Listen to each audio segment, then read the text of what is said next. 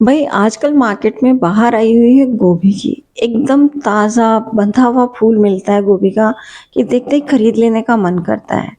इतने ताज़ा गोभी का एक तो स्वाद बहुत अच्छा होता है, ऊपर से कीड़े नहीं होते हैं। तो पराठा तो बनाना बनता है। जब अपने घर में हम बनाते हैं आटे से गोभी के पराठे तो उसको खाने का मज़ा ही अलग है, जिसमें फिलिंग भी बिल्कुल कोने कोने तक भरी हुई होती है। एकदम चटपटा और मज़ेदार पराठा। तो सभी टिप्स और ट्रिक्स के साथ बनाते हैं गोभी का पराठा। तो सबसे पहले हमें चाहिएगी गोभी। गोभी यहाँ पे मैं 2 फूल ले रही हूँ और आप देख पा रहे होंगे एकदम गुथा हुआ फूल है। लूज़ गोभी में इतना मज़ा नहीं आता है क्योंकि वो पुराना हो जाता है। तो अब हम निकाल लेते हैं इसके फ्लोरेट्स छोटे-छोटे। वैसे तो आजकल कीड़े नहीं आते हैं, लेकिन फिर भी सेफ्टी के लिए हम इनको छोटे-छोटे फ्लोरेट्स में काटेंगे और फिर हम इसको पानी में डाल के धोएँगे। तो हम एक बर्तन लेंगे बड़ा सारा और उसके अंदर डाल देंगे खूब सारा पानी और फिर गोभी को देंगे हम एक बाथ। गोभी अच्छे से उसमें नहाए, नहा के तरोताज़ा हो जाए। वैसे वो पहले ही तरोताज़ा है, लेकिन अच्छे से तरोताज़ा हो जाए और साथ में ही उसमें अगर कोई कीड़ा वगैरह हो तो वो भी निकल जाए। तो अब इस तरह से हाथों से मसल-मसल के हम गोभी को धो लेंगे और एक प्लेट में निकाल लेंगे और अब इसे हम एक कपड़े की मदद से पोंछ लेंगे। लेते हैं हम एक घियाकस और उसके मोटा वाला जो हिस्सा होता है ना, उससे हम इस गोभी को घिसते हैं। तो घिसते समय ध्यान रखिए कि मोटा हिस्सा ही काम में लें, क्योंकि बारीक हिस्से से हम घिस लेंगे तो बिल्कुल ना पेस्ट जैसा हो जाएगा और उसका पराठा खाने में बिल्कुल मज़ा नहीं आएगा। और इसमें किसी भी तरह की इस तरह की छोटी-छोटी गाँठें हों, छोटे-छोटे टुकड़े हों तो उनको सबको निकाल दीजिए। देखिए इस तरह से लच्छे होने चाहिए गोभी के, तभी पराठा बनाने और खाने दोनों का मज़ा आता है। तो इसी तरीके से मैंने पूरा का पूरा गोभी घिस लिया है। अब गोभी में बहुत सारा पानी होता है, तो उस पानी से के साथ हम अगर बनाएँगे ना, तो पराठे फटेंगे ही फटेंगे। तो उस पानी को निकालने के लिए क्या करेंगे, हम थोड़ा-सा नमक डाल देंगे।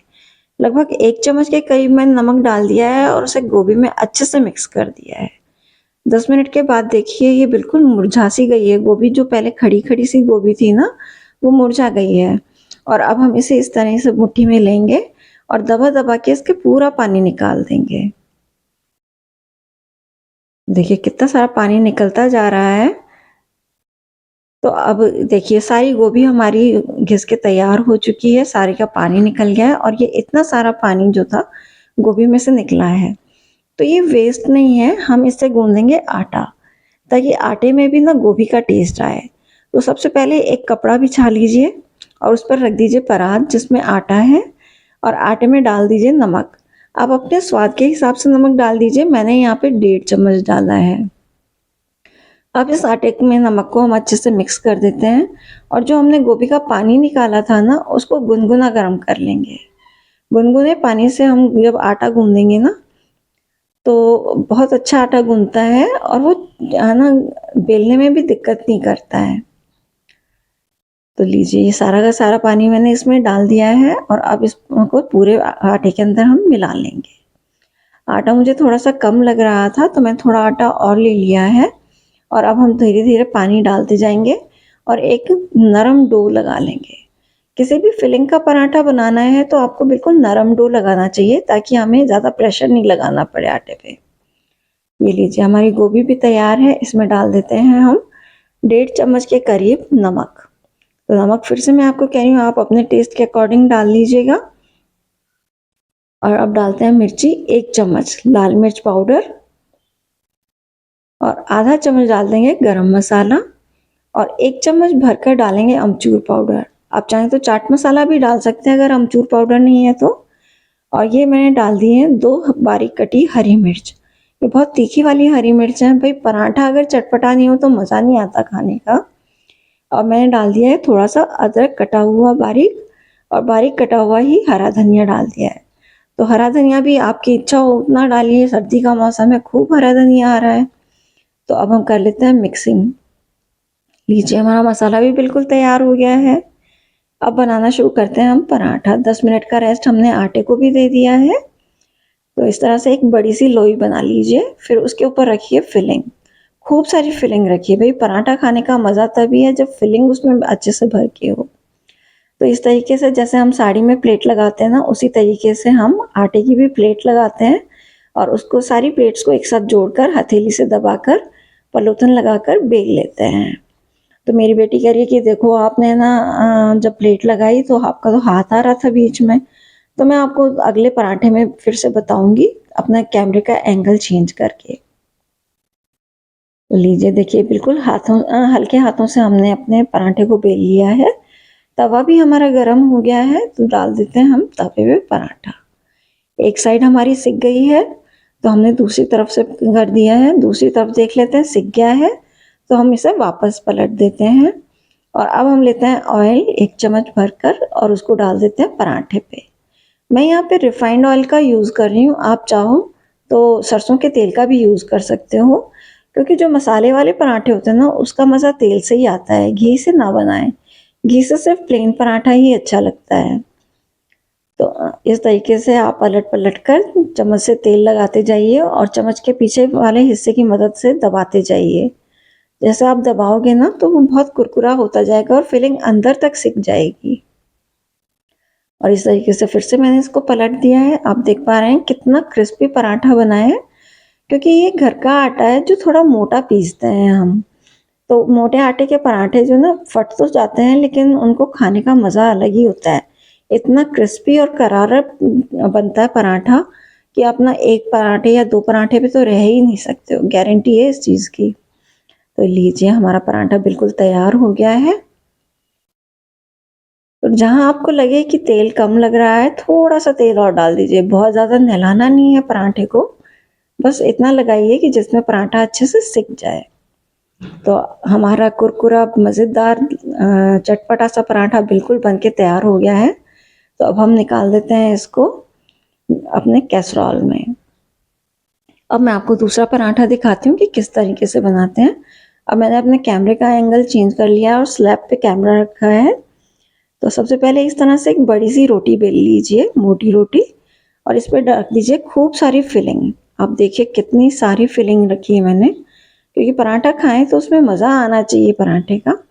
और इसमें आप देख पा रहे होंगे एक मैंने टुकड़ा भी रख दिया है, ताकि मैं आपको दिखा सकूं कि अगर इस तरह से टुकड़े होंगे तो आपका पराठा फट सकता है। तो इस तरीके से आप प्लेट बनाते जाइए जिस तरह हम साड़ी में बनाते हैं, और सारी प्लेटों को इकट्ठा करके उनको एक साथ जोड़ दीजिए और फिर इसको दबा के अपने हल्के हाथों से हथेली से दबा दीजिए। तो हमारा लोया बिल्कुल तैयार हो गया है।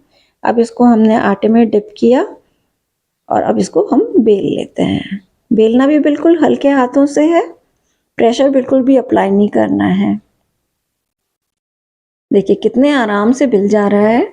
अगर आपको बेलन से बेलने में दिक्कत आए तो आप बेलनी से बेलिए। जिससे पापड़ बनता है ना, तो हमारे घर में तो बेलनी रखी रहती हैं, तो मैंने उस बेलनी से ही बनाया है। इससे बहुत इजीली बिल जाता है पराठा। लीजिए पराठा हमारा बिल के तैयार हो गया है, तवे पे डाल दिया है। और जो भी आप पराठे बनाए ना वो लोहे के तवे पे बनाइए। लोहे के तवे का जो स्वाद आता है ना पराठे में, ओहो क्या मस्त पराठा होता है। एकदम तो क्रिस्प सिकाई होती है और बहुत ही अच्छा टेस्ट आता है। नॉन स्टिक पे इतना अच्छा नहीं सिक पाता है। एकदम कुरकुरा पराठा अगर चाहिए तो लोहे का तवा होना चाहिए। तो इसी तरीके से अलटते पलटते हुए हम अपने पराठे को सेक लेंगे। जहाँ ज़रूरत है वहाँ पे तेल डालते जाएंगे और बहुत ज़्यादा तेल नहीं लगाना है। भाई हमें अपनी हेल्थ का भी ख्याल रखना है, तो ऐसे नहीं कि बिल्कुल तेल में डूबा हुआ ही पराठा खाना है।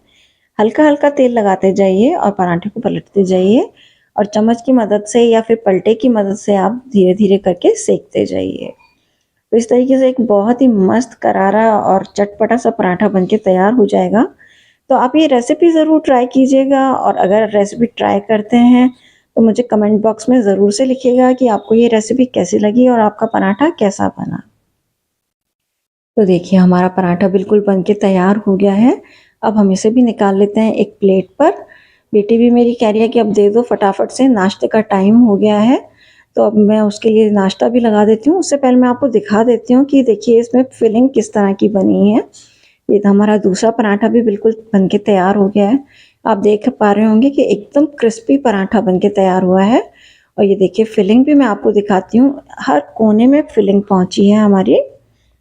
तो मस्त बढ़िया पराठा बन गया है। तो आप भी ज़रूर से इस रेसिपी को ट्राई कीजिएगा और ज़रूर से बताइएगा कि आपको कैसी लगी ये रेसिपी। अगर अच्छी लगी हो तो प्लीज़ लाइक शेयर सब्सक्राइब ज़रूर से कीजिए हमारे चैनल को। तो इसी तरह से अच्छी अच्छी रेसिपी आप बनाइए, खाइए, खिलाइए और मज़े कीजिए। देखिए फिलिंग एकदम कोने कोने में पहुंच चुकी है। अब मैं भी प्लेट लगा देती हूँ बेटी के लिए। तो बूंदी का रायता बनाया है, राजस्थानी मिर्च बनाई है स्टफिंग वाली, बहुत ही फेमस रेसिपी है हमारे यहाँ की। इसका मैंने वीडियो भी बना के डाला है, लिंक मैं डिस्क्रिप्शन बॉक्स में दे दूँगी। तो इसी तरीके से आप भी ज़रूर से बनाइएगा और फिर मिलते हैं किसी और वीडियो में। तब तक के लिए नमस्कार।